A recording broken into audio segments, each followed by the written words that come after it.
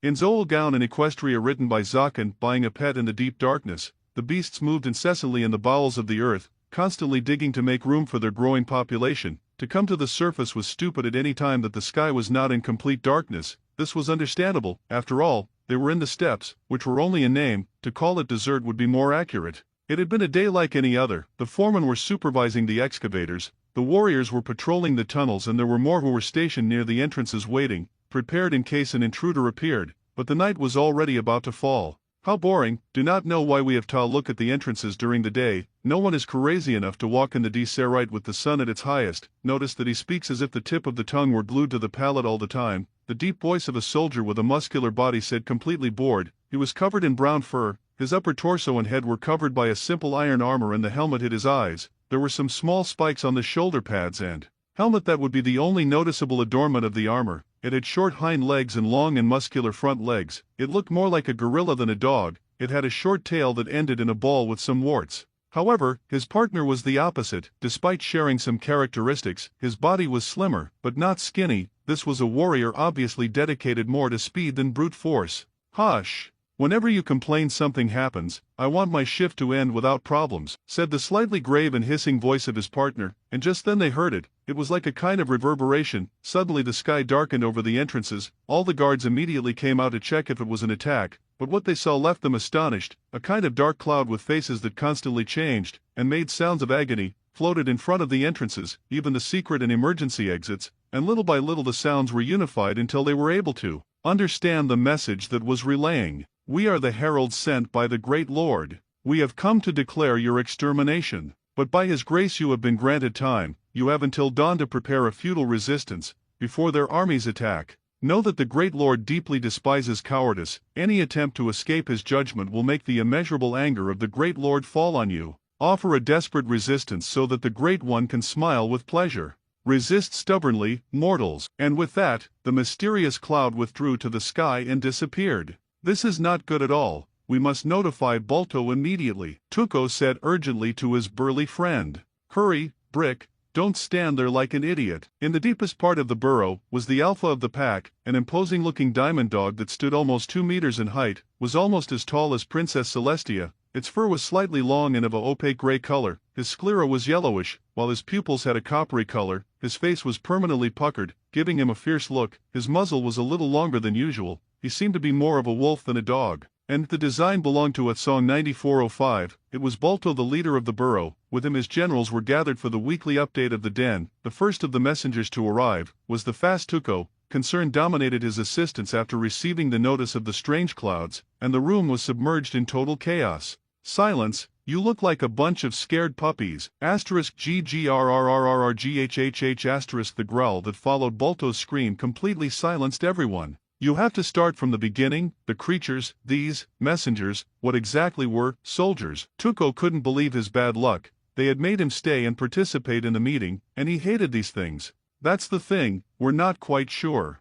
What do you mean with you're not quite sure? The creature was something we had never seen. It stank of death, but according to another of the guards, the weapons did nothing to the targets, as if they had no physical form. You mean they couldn't harm him? At least they didn't show it if we hurt them. That smug great lord will know what defeat is. We are the largest pack in the whole world. We will not allow him to belittle us, said angrily Rocky, the captain of the Alpha's personal guard, who looked like a white bull terrier with orange eyes. But if they had taken that position, it must be because he has an idea of what he is facing, or thinks he will win without a doubt. After all, those creatures appeared in front of all the exits, even the emergency and secret exits. What I would like to know is how did they know the location of the latter ones? Spoke with annoyance Chester, the strategist of the pack, a black diamond dog, somewhat short, that had the appearance of a schnauzer. I don't like what you are implying. The guards have done their job correctly, and I'm completely sure none of them would ignore an intruder, said annoyed Gumbo, the captain of the guards, a stocky brown dog with a black spot on his snout and nose. He looked like a boxer. Stop the nonsense. What matters is how we are going to face him. What I want are strategies and plans, not complaints and whining. The leader of the pack took the floor again. Those things said something interesting, although first, they said that they would exterminate us, then they said that fleeing would be our sentence. They want to test us. So they don't know our full strength. That means, Chester seemed to understand the situation when he directed his gaze to the Alpha. The response was a fierce smile. So, I think this would be a good option. With this began the planning for the next battle. The next morning, just as dawn was about to come, all the Diamond Dog's soldiers were gathered. In addition to multiple volunteers from the rest of the population at the exit of the caves, they were waiting for the enemies to appear. As the first ray of sunlight shone on the desert, a great gale raised a huge curtain of sand, and when it began to dissipate, no one could believe what they saw. The enemy that was marching on the sand were a lot of skeletons. Some had swords and shields, others had spears, and some more had bows, but they were not of any species that they knew. They were similar to those of a minotaur, but their heads they did not coincide. In addition to these, there was a good amount of what seemed to be beasts, but they did not seem to have life. They seemed to be rotting exactly where they were standing. There were bears, wolves, wild boars, and some others. The strangest thing was what appeared to be skeletons of equestrians, but they did not match the size. They were much larger and were mounted by what looked like minotaurs. A total of around 3,000 individuals could be estimated, but none moved from their place as if they expected something, so the dogs began to execute their plan of attack. Seeing the territory through the remote vision lens, Momonga was in his office. Next to him was Albedo. Albedo, what is the state of the battlefield? Yes, Momonga-sama, according to Entima's report, not all of your expectations have been met. Well, it is not the result that I expected, but the real question is what will be obtained as a result of all this, isn't it? Diamond dogs live in areas with a high amount of gems to survive. Once we get that land, I can put skeletons to mine the ground to obtain funds. The fight is about to start, let's watch. The supervisor of the Guardians nodded in affirmation. Only the two of them were there, since everyone else was fulfilling their tasks. Sheltier was covering Cositas' position on the first floor. The twins were exploring, and as for Demiurge, he was doing experiments on his ranch within Arimaspai territory southwest of the Macintosh Hills. Cositas was also in a different place. He was in a small cabin between the limits of the forbidden jungle and the desert, at the foot of an area with large rocks. With him were some of his subordinates, his generals. All of them were of heteromorphic races. Some were in the shape of praying mantises, others appeared to be ants. There were even some that looked like exposed brains.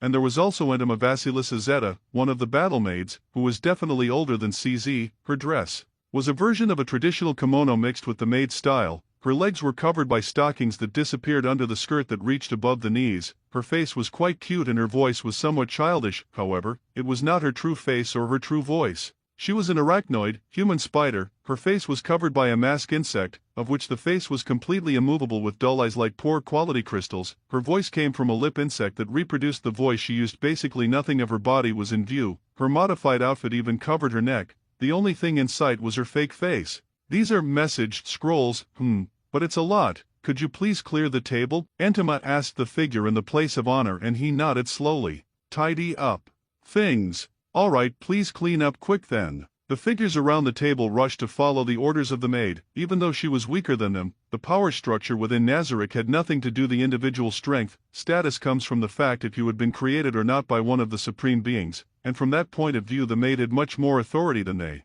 As soon as the table was cleared, Entima continued. Well then, please accept this, Cositas-sama said as she lifted the bag and put it on the table to start taking out the contents. These are messaged scrolls, according to Momonga-sama. They are made with the skins that were obtained thanks to Demiurge-sama's efforts, and ordered me to report any anomalies that might arise while using them. I see. I understand. I'll try them, said the guardian of the 5th floor as he took one with one of his 4 hands. Demiurge is working hard. I already had the honor to be of use for Momonga-sama. But no, by that I can settle. I must keep doing my best.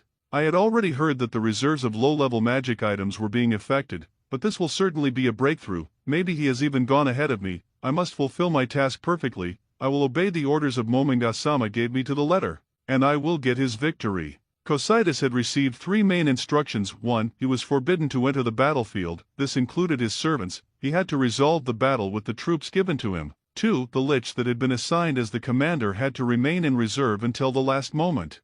3. He must accomplish his mission using his own judgment. There were a few other small details, but these were the main ones. Thank you for your hard work. Take my deepest thanks to Momonga-sama. Entima nodded weakly. And so, are you going to get back? Not at this time. I received orders to witness the battle to the end from here. So, she is here as an observer. Cositas thought, He was excited by the great responsibility that had been entrusted to him. His forces included 2,200 skeletons, 400 undead beasts, 150 skeleton archers, and 200 skeleton horsemen, an army of 2,950, not including the commander and his guards. Well, our forces are already in position, and the enemy troops are preparing for combat. It's time to start the battle. Cocytus picked up a scroll and activated it to give an order to the troops' advance. In the desert, about 3/4 of the dogs' troops had emerged from the burrows, while the remaining fourth was waiting in the tunnels of the burrow. Despite not being very numerous, compared to their enemy, they were sure of their victory. The Diamond Dog army was comprised of 1,040 warriors equipped with sharpened stone-tipped spears or clubs, 230 slingers,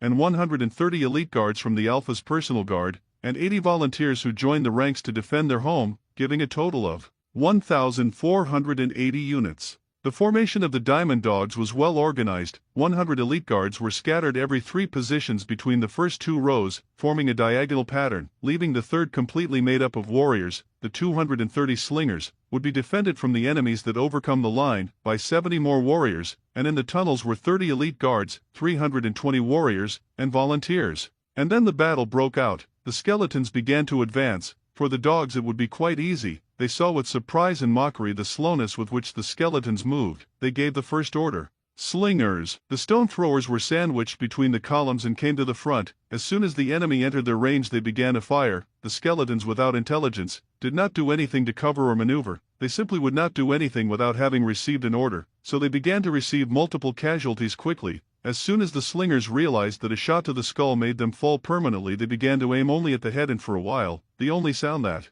prevailed was that of stone against metal, which was later replaced by one similar to that of poorly cooked vases, shattering. Do they think that only with the numbers they will be able to beat us? Chester said, asking no one specifically. No, I don't think so. It looks like more as if there were no commanders in charge of guiding them. Such arrogance, it's going to cost them dearly. Told Balto said confidently as he watched the battle next to the strategist. When the enemies were about to reach the defensive line, the slingers fell back to the rear. When both forces collided, the skeletons had already been reduced by almost a third of their ranks, and after starting the clash of swords they were at an even greater disadvantage. Most of the undead hovered between level 17 and 22, the highest being the beasts. Comparatively, the dogs had the advantage twice. First, the vast majority used blunt weapons which caused critical damage to the skeletons. In second place, if they were measured with the levels of the game, would be between 15 and 20. It was a fairly level fight. However, the clash was not light for the dogs. When the close combat began, the archers began to shoot arrows at their discretion, causing the death of many dogs. The battlefield was full of the whining of the canines being wounded and the sound of clubs smashing bones or crushing iron shields. Seeing the sharp fall of his troops, Cocytus began to feel uneasy. I think it's a good time to send in reinforcements. After receiving comments that agreed with him from his subordinates, he took another message scroll and gave his new order.